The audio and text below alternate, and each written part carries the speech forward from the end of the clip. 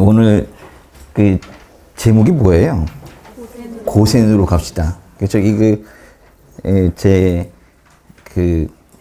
연구실이 하나 더 있거든요. 저기 그 지식산업센터 거기 이제 거기 지은 집사도 같이 있는데 같은 건물에 그죠?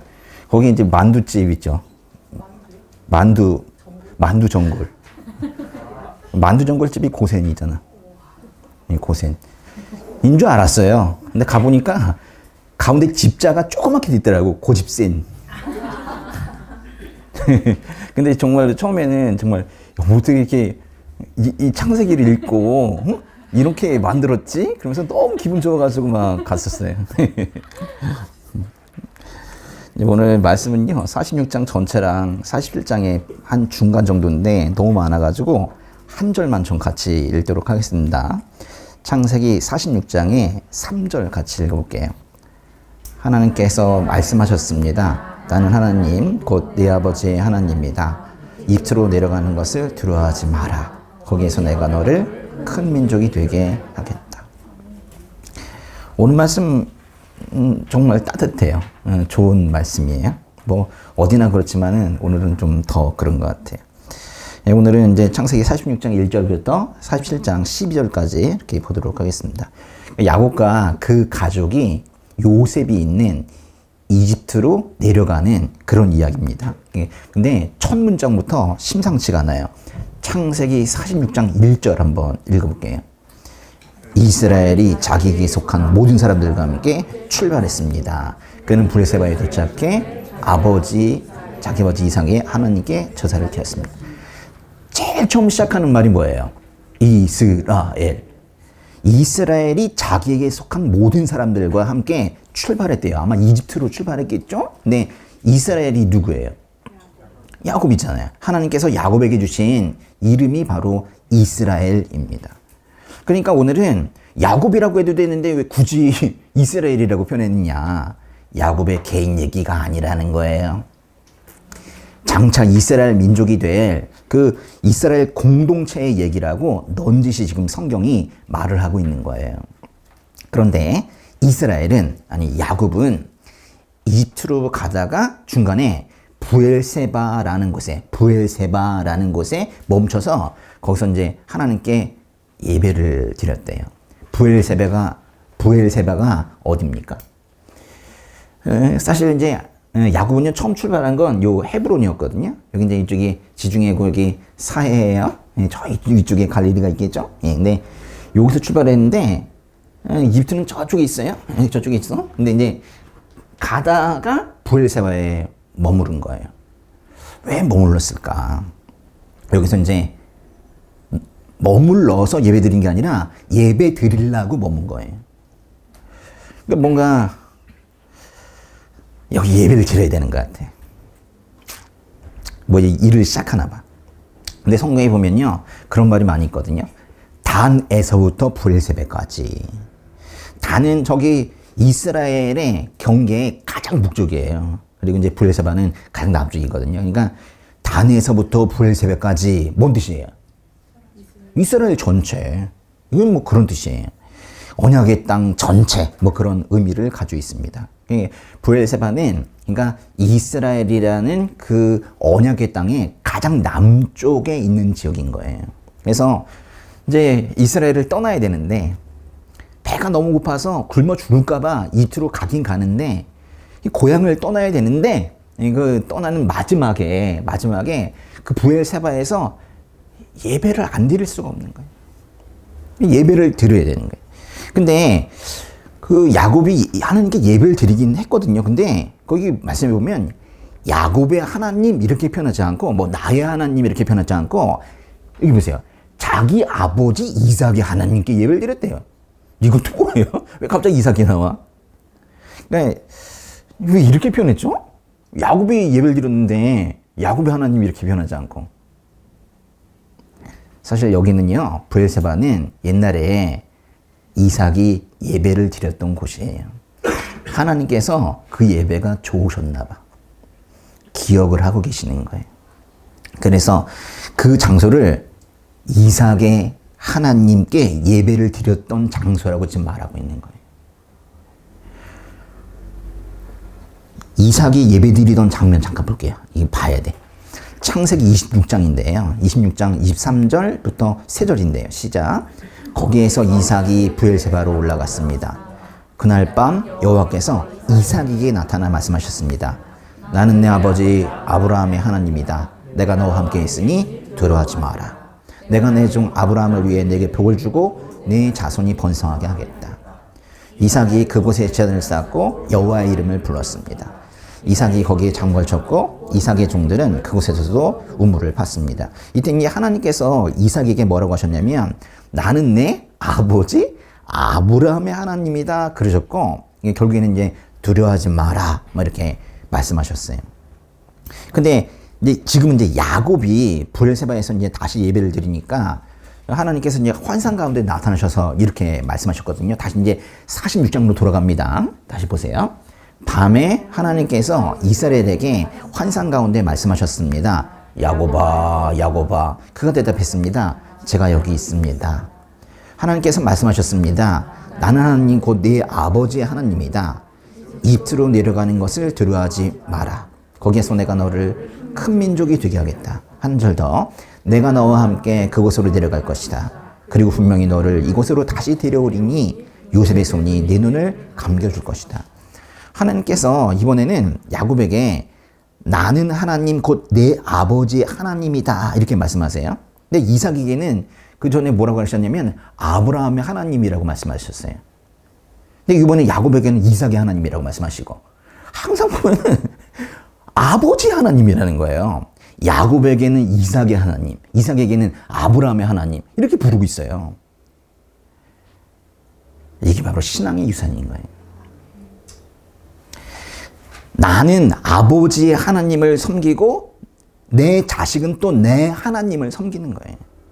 이 정말 아름다운 그 믿음의 상속이 이루어지는 거예요. 뭐 우리는 뭐 원래 뭐 가진 것도 별로 없고요. 상속세 낼 리가 없잖아요. 뭐 그렇지만은 자식에게 만약에 물려줄 게 있다면은 우리의 믿음밖에 없습니다. 아멘. 아멘. 이건 정말 중요해요. 그냥 교회 가라고 하면 가겠습니까?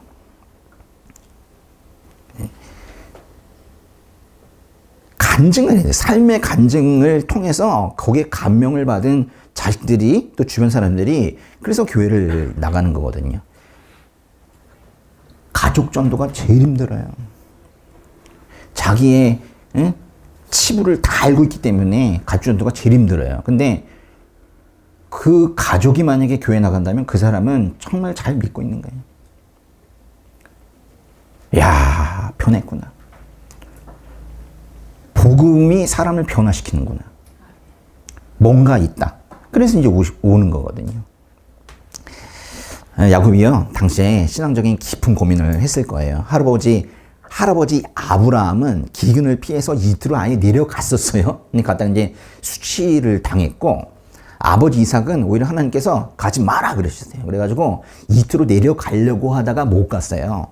근데 이제 자기는 지금 오직 굶어 죽지 않기 위해서, 살아남기 위해서 이집트로 가려고 하니까 약간 이거는 하나님의 약속을 좀 어기고 일종의 변절자가 된 것 같은 그런 느낌이 드는 거예요.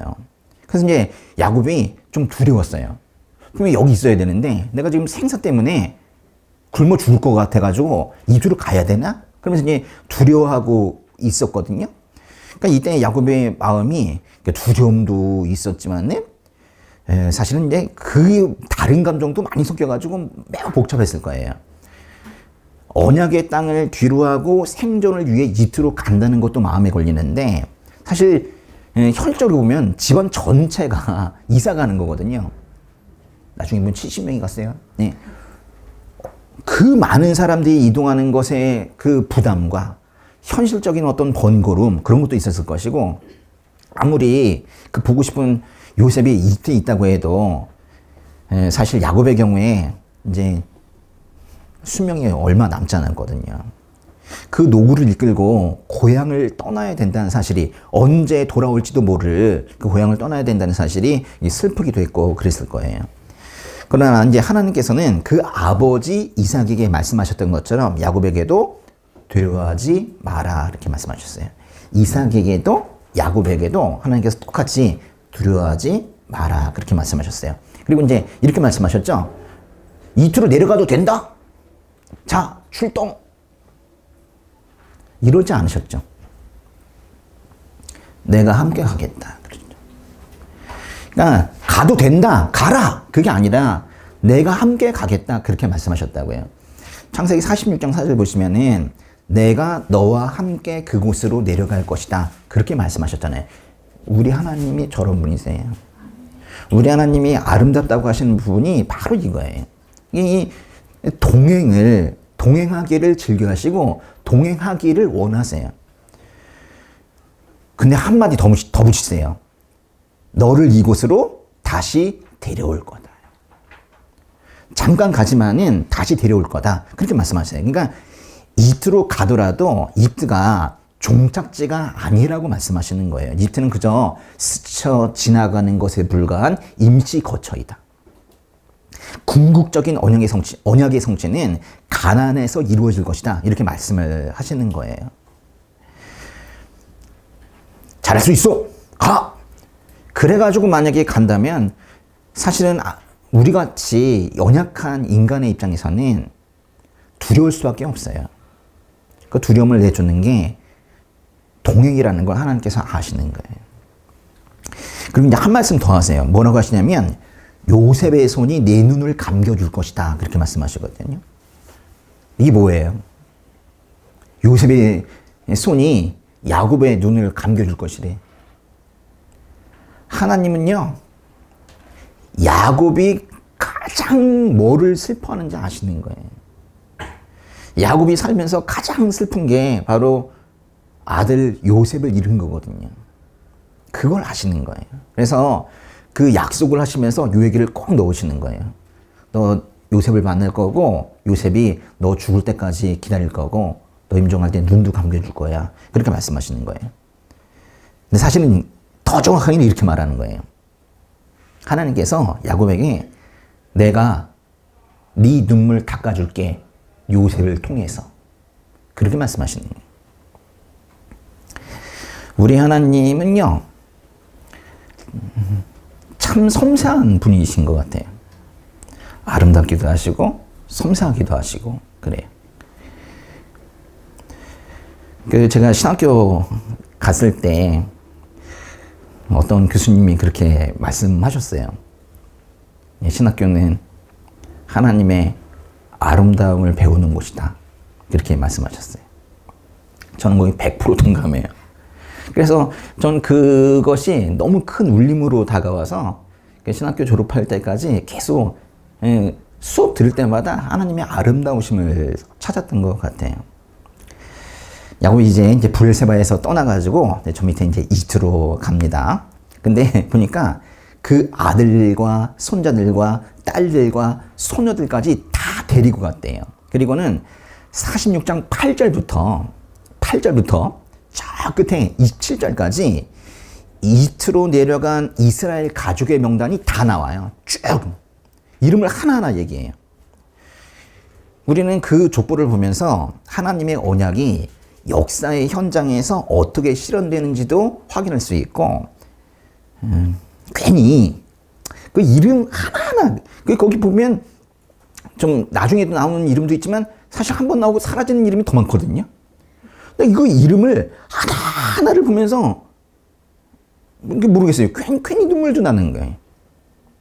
그럼 굳이 거기다 이렇게 8절부터 27절까지 그 많은 사람들의 이름을. 그러니까 하나님께서는 이스라엘 민족이라는 그 큰 어떤 공동체 개념도 생각하시는 거지만은 한옥이, 발로, 야민, 야긴이, 에리, 아렐리 이런 이름들을 하나하나 기억하신 거예요. 그러니까 여러분의 존재를, 여러분의 이름을 하나님께서 모르실 리가 없어요. 하나님께서 그 가슴에 그 이름들을 하나하나 새기시고 그리고 보듬어 주고 계시다고요. 그러니 기도를 안 들으시겠습니까? 이름도 알고 계시는데 근데 얘가 말을 안 해. 상당히 과묵해. 그러면 안 되잖아요. 하나님께서 항상 귀를 열고 계시기 때문에 항상 간구하시고 매달리시고 그렇게 하세요. 맞죠? 여기 다 마찬가지예요. 하나님께서는 그 예수 믿는 사람이라는 사람들이 모인 거를 그걸 하나의 교회로 생각하시거든요. 유니버설 처치, 그러니까 우주적 교회 그런 개념이 있어요. 근데 그런 우주적 교회도 보시는 거고 그리고 이런 지역에 있는 온리즈 교회도 하나 보시는 거고 그 안에 있는 성도 한 사람 한 사람도 이렇게 보시는 거예요. 결국 그 사람들이 다 모여가지고 이집트로 내려가게 됐는데 이집트로 내려간 사람이 모두 몇 명이었나요? 27절 한번 읽어보세요. 이집트에는 요셉에게 태어난 아들이 둘이 있었습니다. 그러므로 이집트로 간 야곱 집안의 사람들은 모두 70명이었습니다. 70명이네요. 이게 이제 며느리를 제외한 숫자니까 이거보다 좀 더 많을 거예요.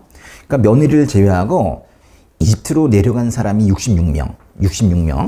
거기에다가 야곱 자신을 더하면 67명. 그리고 이집트에 이미 있었던 요셉과 그 두 아들 3명을 더 합치면 70명이 되는 거예요. 이게 정확하게 70명이죠.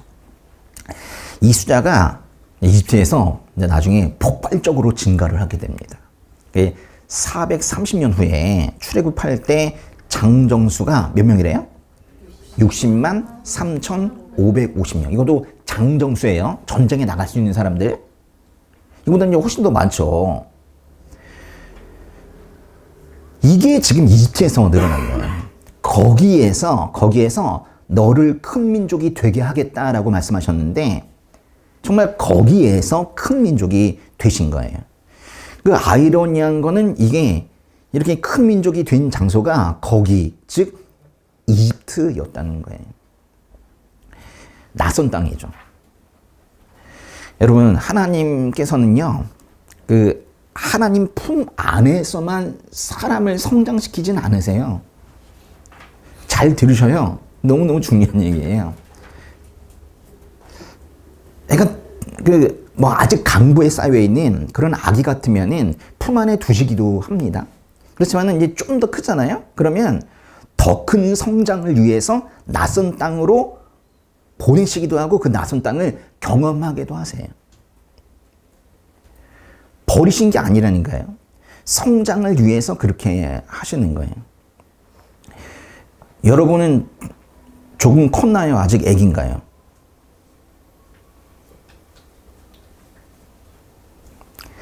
우리 고향은 가나안 땅인데 하나님께서는 우리를 이집트에서 키우시기도 합니다. 하나님께서는 우리를 바벨론으로 포로를 보내서 거기서 키우시기도 합니다. 하나님께서는 우리를 몽골에서 키우시기도 하고 하나님께서는 우리를 일본에서 키우시기도 하고 미국에서 키우시기도 해요.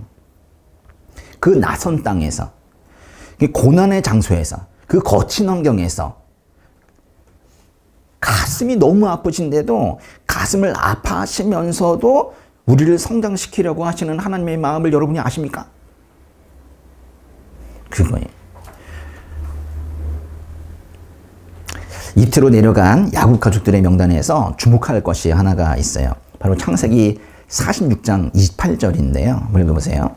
야곱은 유다를 미리 요셉에게 보내 자신이 고센으로 간다는 것을 알렸습니다. 거기까지 볼게요. 네. 야곱이 유다를 앞서 보내서 자신들이 고센 땅으로 가고 있다고 알렸어요. 이게 고센 땅으로 간 게 야곱이 선택한 게 아니라 아마도 이집트의 사정을 잘 알고 있는 요셉이 그렇게 하라고 해서 고센 땅으로 지금 가고 있을 거예요. 고센 땅이 어디냐면은 보세요. 여기가 이제 이집트입니다. 저 위에가 지중해고 이스라엘은 이쪽에 있겠죠. 이쪽에 있고 그러니까 헤브론에서 브엘세바를 거쳐서 쭉 해서 이제 간 거예요. 이집트가요, 이거보다 훨씬 커. 저 밑에까지 다 이집트예요. 근데 거기 위쪽에 조그맣게 여기 나일강인데 요 나일강 델타의 그 동쪽 요 지역, 요 지역이 고센 지역이에요. 이 지역이 고센 지역이고 여기 이제 람셋이라는 곳이 있거든요. 람세스라고도 하는데 람셋 요 지역이 있어요. 그러니까 요 고센 지역에서 요 람셋 사실 여기로 지금 이제 야곱의 가족들이 지금 가서 정착하기로 된 거예요. 그런데 이제 여기로 이제 가려고 하는데 가고 있다라고 요셉에게 다 먼저 달려가서 알린 사람이 누구라고 해? 유다라고 해요. 유다. 과거에 유다는 어떻게 했냐면 앞서서 요셉을 팔아버린 사람이에요. 그런데 이제 점점 변했죠. 제가 대신 남겠습니다. 제가 대신 책임지겠습니다. 이러면서 그런 말을 계속해요. 이게 자신을 희생하고 어떤 책임지는 그런 자세로 계속 이제 사람이 변해가기 시작을 하는 거예요. 우리가 이제 창세기를 읽으면서 특히 이제 마지막에는 요셉 이야기를 읽으면서 그 속에서 유다를 계속 발견할 수 있어야 되는 거예요. 사실은 창세기 후반에 나오는 요셉 이야기에 요셉도 중요하긴 합니다. 근데 요셉은 요즘 이제 막말로 넘사벽이야. 우리가 따라갈 수 없어. 응? 근데 그 사이에 아주 처참한 사람이 한 명 있거든요. 유다. 근데 이 사람이 점점 변해가기 시작하는 거예요. 우리가 예수님 만나기 전에 처참했던 그 상태에서 점점 변해가는 것처럼 그렇게 이제 변해가기 시작하는 거예요. 하나님께서 유다를 변화시켜야만 했어요. 변화하기를 기대하셨어요. 왜냐면 이 유다가 그래서 다윗의 조상이 되고 그리고 예수 그리스도의 조상이 되어야 되니까. 그래서 삶의 변화를 이제 유다가 보여주고 있는데 그거를 이제 여러분이 찾아내시면은 정말 창세기를 잘 읽으시는 거예요. 요셉 이야기 중간중간에 유다의 변화를 감지하는 거. 이제 그거를 이제 보시면서 창세기를 읽으시라고요. 야곱 가족이 드디어 이집트에 도착을 했어요. 정확히는 아까 어디 갔다고 했죠? 고센 땅에 라암셋. 거기에 도착을 했어요. 거기서 이제 드디어 요셉과 아버지 야곱이 재회합니다. 그 장면 좀 감동이니까 볼게요. 29절과 3절인데 시작. 요셉이 병거를 갖추어서 고센으로 가서 자기 아버지 이스라엘을 맞이했습니다. 요셉이 자기 아버지를 만나자 목을 부둥켜 안고 한참 동안 울었습니다. 이스라엘이 요셉에게 말했습니다. 내가 지금껏 살아있어서 내가 네 얼굴을 보게 됐으니 나는 이제 죽어도 여한이 없다. 요셉 또 울어요. 또 울어. 근데 뭐 이건 울만하죠. 네. 야곱도 요셉에게 너를 봤으니 죽어도 여한이 없다. 뭐 이렇게 말을 하고 있습니다. 근데 왜 하필 고센 땅이었냐 이게. 일단 여기가 이집트 땅 중에서는 가나안과 가장 가까운 곳이긴 해요. 그러니까 아마도 이런 거예요. 언젠간 돌아가리라 라는 마음이 요 이제 지역에 투영이 된 것 같아요. 근데 어쨌거나 여기 지내려면 당시에 이집트의 왕이었던 바로의 허락을 좀 받아야 되거든요. 그래서 이제 요셉이 가족들에게 당부를 해요.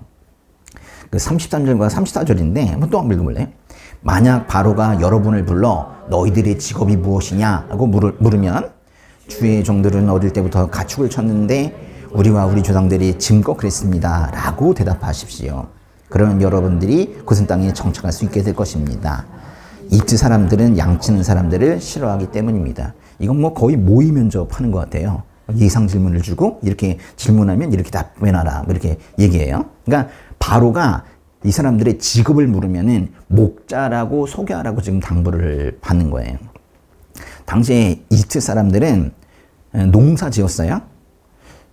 나일강이 범람하고 다시 또 옥토가 되고 다시 또 범람하고 하면서 거기가 이제 정말 농사가 잘 됐어요. 그래서 농경 문화를 바탕으로 정착 생활을 했기 때문에 약간 양치는 사람들을 좀 낮게 봤어요. 그래서 이제 좀 불결하다, 야만적이다, 뭐 이렇게 이제 생각을 하고 있어요. 아마도 이제 또 약간 신앙적인 부분도 있었을 텐데, 그 유목민들이 자기들이 숭배하는 동물을 제물로 바쳐서 그렇게 제사 지내는 그 행동이 뭐 싫었던 것 같기도 해요. 아무튼 뭐 그렇게 되어서 결국 야곱의 가족들이 고센 땅에 람셋이라는 곳에 정착을 하게 됩니다. 11절도 한번 읽어볼게요. 이렇게 해 요셉은 아버지와 형제들을 정착시켰습니다. 그리고 바로의 명령대로 이집트 땅에서 가장 좋은 곳인 람셋 땅에 그들의 소유지를 마련해 주었습니다. 보세요. 그렇잖아요. 요셉은 왜 가나안에서 온 자신의 가족들을 그 많고 많은 땅 중에 고센이라는 지역에 머물게 했냐 이거예요. 이집트 사람들이 양치는 사람들을 싫어한다는 걸 알기 때문에 더욱더 우리는 양치는 사람들이라고 말하라고 그랬어요.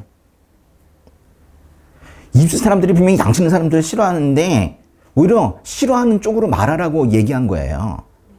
섞이지 않으려는 거예요. 자신의 가족들이 이집트의 그 세속 문화에 동화되는 거를 막아보고 싶었던 거예요. 요셉이요. 그러니까 자신의 가족을 고센 땅으로 격리시키고 목축이라는 직업으로도 격리시키고 싶었던 거예요. 사람들 못 만나게. 그러니까 이스라엘이 이집트의 그 다신론적 구상 숭배에 물들지 않기를 바란 거예요. 여호와 신앙의 순수성을 지키길 바란 거예요. 그러니까 이 격리가 그러니까 나중에 이스라엘이 정말 큰 민족으로 성장할 수 있는 그런 보호막이 된 거예요. 그게 고선이에요. 근데 이게 과연 요셉의 아이디어였겠느냐? 아니에요. 하나님께서 요셉에게 생각을 분명히 넣으셨을 것이고 모든 것이 하나님의 계획대로 흘러가고 있었던 거예요. 이집트에 가서도 이집트에 동화되는 것을 막아보시려고 지금 그렇게 하신 거예요. 고센 땅을 고른 것은 미래의 구원 사건인 출애굽까지 하나님께서 이제 내다보고 계신 거예요. 이곳은요, 이집트에서 가나안으로 가는 관문과 같은 곳이었기 때문에 나중에 이스라엘이 이집트를 떠날 때 다른 이집트 지역을 거칠 필요가 없었어요. 그러니까 출애굽하기가 어떻게 보면 가장 쉬운 그런 현실적인 지역이기도 했습니다. 그리고 여러분 이제 출애굽할 때 그 하나님께서 재앙 내리신 거 아세요? 몇 가지 재앙을 내리셨어요? 10가지. 하나님께서는 출애굽 당시에 이집트에 10가지 재앙을 내리시면서 파라오, 그 바로를 압박을 하고 결국 이스라엘 민족이 이집트를 탈출하게 만드시거든요. 근데 그 네 번째 재앙이 뭐냐면 파리 재앙이에요. 그러니까 하나님께서 이집트 사람들의 집들과 그들이 있는 땅에 파리가 가득하게 만드셨대요. 그러나 8장 22절 한번 읽어보세요. 출애굽기. 그러나 그날에 내가 내 백성들이 사는 고센 땅을 구별해서 그곳에는 파리떼가 없게 할 것이다. 그러면 나 여호와가 이 땅 가운데 있는 줄을 내가 알게 될 것이다. 고센을 고르시고 고센에는 재앙을 내리지 않으신 거예요. 하나님께서는 이집트 전역에 파리떼가 그렇게 하셨지만은 고센 땅에만 파리떼가 없게 하면은 사람들도 생각하겠죠. 이게 자연재해가 아니구나. 이게 뭔가 하신 거구나. 이렇게 생각을 하겠죠. 7번째 재앙이 뭐냐면 우박 재앙이거든요. 하나님께서 이집트 땅에 우박을 비처럼 쏟아 부으셨대요. 이집트가 세워진 일에 그렇게 무서운 거는 본 적이 없대요. 그러니까 출애굽기 9장 26절 한번 읽어보세요. 우박이 내리지 않은 곳은 이스라엘 자손들이 사는 고센 땅뿐이었습니다. 이때에도 하나님께서는 고센 땅만 구별하셔서 이곳에는 재앙을 내리지 않으셨대요. 놀랍지 않습니까? 사실 가축들이 죽는 재앙에서도 이스라엘의 가축은 구별하셨어요. 또 어두워지는 흑암장에서도 온 이스라엘 자손이 있는 곳에는 빛이 있었대요. 무엇보다도 가장 마지막 재앙이죠. 처음 난 모든 것들이 죽는 마지막 재앙 때 이스라엘 사람이나 가축에게는 개 한 마리도 짖지 않게 하셨대요. 그들을 구별하신 거예요. 하나님께서 이집트 전역에 재앙을 내리시면서도 고센 땅을 멀쩡하게 남겨놓으신 건 이런 질문하고 싶으셨던 거예요. 너 누구에게 속한 거니? 누구 소유니? 언약 백성은 세상 한복판에 있어도 세상에 속하지 않는다는 거예요. 여러분이 지금 세상 안에 있어요?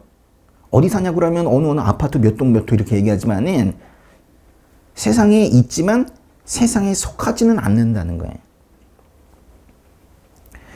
우리가 이제 수요 예배 때 요한계시록 보고 있거든요. 그러니까 그 재앙 속에서 고센을 구별하신 거는 요한계시록 7장에 인침을 받은 사람들이란 말이 나오는데 같은 말인 거예요. 이마에 인침을 받은 사람들, 세상과 구별되는 사람들이거든요. 그리고 지금은 이렇게 십자가 아래에서 이렇게 예배를 드리고 있는 우리도 사실은 이것 자체가 구별이 된 거예요. 성경은요, 계속 구별을 얘기해요. 고센, 인침, 그리고 십자가. 이렇게 연결이 되는 거예요. 고센, 인침, 십자가. 해보세요. 고센, 인침, 십자가. 구별. 계속 그걸 말씀하시는 거예요. 그러니까 오늘 말씀은 그냥 대충 넘어가면 안 돼. 응? 이러고 나서 다시 또 예배당 나가면 다시 동화되고 그러면 안 된다고요. 이거는 교만함이 아니에요. 하나님께서 신앙의 순수성을 지키라고 우리에게 명령을 하시는 거거든요. 다시 창세기로 가겠습니다. 창세기 47장의 앞부분에서 특히 주목해야 될 부분은 47장 9절이에요. 9절. 47장 9절 한번 읽어보세요. 야곱이 바로에게 말했습니다. 만났네요. 그거 만났어요. 그죠? 계속 읽어보세요. 제 나그네 인생이 130년이 됐습니다. 제 인생의 횟수가 짧지만 고달픈 세월을 보냈습니다. 그러나 제 조상들이 살아간 나그네 인생의 횟수에는 미치지 못합니다. 야곱이 이제 바로를 만나러 갑니다. 근데 만나러 가서 보니까 이제 겉으로 보기에는 야곱이 들어오고 이제 바로가 있고, 그러니까 거처를 부탁하는 한 노인이 들어오고 이집트의 최고 권력자가 기다리는 그런 식의 만남으로 보이지만은 사실은 영적인 관점에서 보면은 하늘의 복을 소유한 제사장이 들어오고 그 복을 필요로 하는 그 복이 없으면 죽는 어떤 세상 군주의 만남이 이루어지고 있는 거예요. 바로가 야곱의 나이를 물으니까 야곱이 뭐라고 그랬냐면 겨우 130이요. 겨우 130이요. 그러면서 자신의 인생을 나그네 인생이라고 말해요. 그리고 고달픈 세월을 살았다고도 말해요. 그럼 고달프십니까? 근데 이제 야곱이 사실 죽을 때가 거의 다 됐는데 반추를 해보면서 자신의 인생을 고달프다 그렇게 말해요. 이게 뭐 그렇게 틀린 말도 아니에요. 왜냐면 에서를 피해서 도망갔잖아요. 죽이겠다고 하니까. 그리고 나중에 외삼촌 집에서도 그렇게 고생을 하고 많은 시간이 도망자로 살았거든요. 그러니까 자신의 인생을 돌아보면서 고달픈 세월이었다 이렇게 말하는 거는 뭐 이상한 거는 아닌 것 같아요. 근데 주의하셔야 돼요. 야곱이 이렇게 말한 건 나는 운이 더럽게도 없었다 그렇게 말하는 게 아니에요. 야곱이 지금 자신이 고달픈 세월을 보냈다고 말하는 이유가 그게 뭐냐면 자기는 자기 생각으로 살았기 때문에, 자기 수단과 방법으로 살았기 때문에 그래서 내가 고달픈 세월을 살았다고 지금 고백을 하는 거예요. 자기밖에 모르고 남을 속이면서 살아왔던 야곱이 하나님께서 허락하신 연단의 시간을 거쳐서 지금 이스라엘이라는 사람으로 빚어져가는 과정은 그것 자체가 은혜는 있었는데 힘들었다는 거예요. 그럼 어떻게 했어? 솔직하게 말한 거예요. 은혜였지만 고통이었다. 거꾸로 고통이었지만 은혜였다. 이렇게 말하는 거예요. 저는 야곱이 참 솔직한 것 같아요. 두 가지를 다 말해야 돼요. 은혜였지만 고통이었다. 고통이었지만 은혜였다. 야곱이 자신의 삶을 나그네 길로 정의한 거는요. 이 땅에서의 삶이 영원하지 않다고 말하는 거예요. 돌아가야 할 본향이 있다고 인정하는 그런 신앙의 고백을 지금 하고 있는 거예요. 야곱은 비록 이제 고달픈 시간을 지났지만은 그 고통의 끝에서 하나님께서 주시는 참된 안식을 발견했어요. 이거구나. 내 힘으로 살아갈 때는 그 끝이 계속 힘듦이더니 하나님의 뜻대로 살아가니까 그 끝이 쉼이구나. 그걸 알게 된 거예요. 그거를 깨달으면 사람이 당당해져요. 어깨를 딱 펴고 산다. 그래서 야곱이 그거를 깨달았거든요. 좀 늦게 깨달았어. 130이 돼가지고 그때쯤 깨달았으니까. 많이 늦게 깨달았는데 깨달은 게 중요해요. 깨닫고 나니까 갑자기 당당해지는 거예요. 그러면서 세상 왕 앞에서도 당당할 수 있었어요. 보세요. 47장 7절. 요셉이 자기 아버지 야곱을 데리고 들어와 바로 배 세웠습니다. 야곱이 바로를 축복했습니다. 거꾸로 아니에요. 야곱이 바로를 축복했대요. 들어갈 때. 나올 때 어떻게 했나 보세요. 10절. 야곱이 바로를 축복하고 그 앞에서 물러났습니다. 야곱이 바로를 축복합니다. 야곱이 바로를 축복하는 것은 영적 질서가 세상적 질서보다 우위에 있다고 지금 말하고 있는 거예요. 자신의 삶을 불운으로 정의하고 있는 사람이었다면 이렇게까지 당당하게 세상 왕을 축복할 수 없었을 거예요. 저같이 실패한 인생이 무슨 이렇게 뭔 말하는지도 모르게 궁성 그렇게 했지 않겠습니까? 근데 이제 자신의 삶이 고달팠다. 그렇지만 이거는 정말 하나님 말씀 듣지 않고 내가 내 마음대로 살고 남 속이면서 살았기 때문에 이렇게 된 건데, 그래도 하나님께서 끝까지 기다려주시고 나를 이렇게 변화시켜서 내가 이런 깨달음을 갖게 하셨다. 이렇게 고백을 하는 거예요. 하나님께서 평생 나를 연단하셔서 내가 그래도 여기까지 왔다고 고백하는 사람만이 권력 앞에서든 돈 앞에서든 초연하게 그렇게 당당해질 수 있는 거예요. 성도라는 사람들은요, 크리스천들은 세상에서 직위나 재산의 유무에 관계없이 하나님의 이름을 선포하고 세상을 축복할 권세를 가진 사람들이에요. 저기 지금 뭐라고 했어요? 세상을 축복할 권세를 가진 사람들이라고. 이 중에 누구는 그런 권세가 있고 누구는 없다는 게 아니에요. 그냥 괜히 좋은 말을 하는 게 아니에요. 성경이 그렇게 말하고 있는 거예요. 세상을 축복할 권세가 있는 사람들인 거예요. 그래서 야곱이 그래서 당당한 거예요. 옷은 얼마나 후줄근했겠어요. 응? 바로한테 갈 때 옷은 얼마나 후줄근했겠냐고. 그런데도 당당한 거예요. 그러니까 이 당당함은요, 오늘날 세속적인 성공 앞에서, 좀 쉬운 말로 하면 다른 사람들 잘 나가고 있는데 그 앞에서 주눅들기 쉬운 성도들에게 그리스도인으로서 영적 자부심과 정체성을 회복하라고 지금 말하고 있는 거예요. 당당해지라고. 그래서 야곱을 따라서 당당하게 살아야 되는 거예요. 다 당당하게 사실 거죠. 어깨 좀 펴고. 제가 예전에 아주 깜짝 놀랐어요. 제가 이제 수업을 이렇게 하고 있었거든요. 관세법 수업이었나 한국사 수업이었나 이렇게 수업을 하고 있었는데, 끝나고 나더니 어떤 학생이 와가지고, 선생님 어깨 좀 펴세요.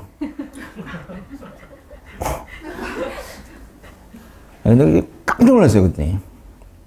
내가 계속 주눅들어서 그렇게 살고 있었구나. 자기도 잘 몰라요. 세상에 그렇게 주눅들어 살고 있는지 자기도 모른다고. 좀 더 당당해질 수 있는 거예요. 좀 더 자신감 있게 그렇게 살아갈 수 있는 거예요. 좀 더 나은 삶도 살 수 있는 거예요. 그래서 항상 지금보다 좀 더 나은 거를 할 수 있는데, 좀 더 나은 거 먹고 좀 더 나은 음악도 들을 수 있고 좀 더 나은 시간을 만들 수 있어요. 예배드리고 말씀 읽으면서 좀 더 낫게 나은 삶을 살 수 있는데, 다들 그거를 포기하고 있는 거예요. 잊고 있거나.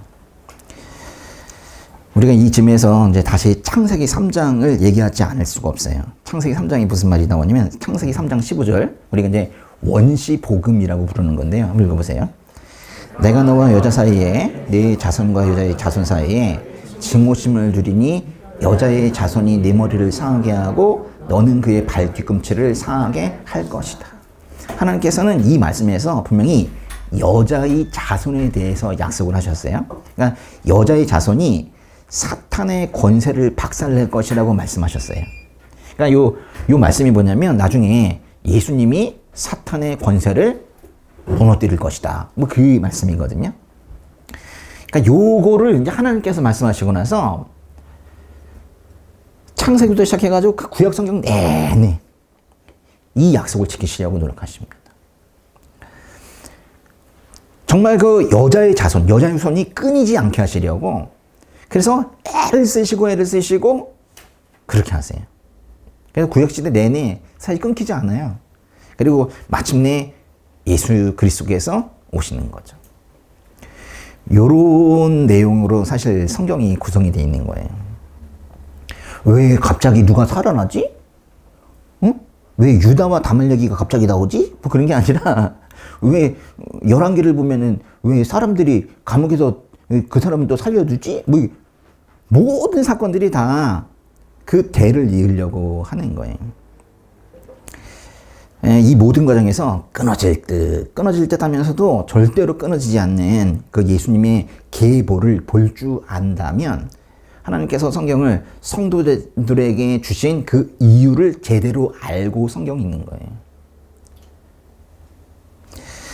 기근은요, 배고픔은 사람들에게 이제 불편할 수는 있지만은 오히려 그것이 성장의 기회가 되고 그 모든 어려움에도 불구하고 하나님의 계획은 취소되거나 중단되지도 않는다는 것을 오늘 말씀을 통해서 좀 보는 거예요.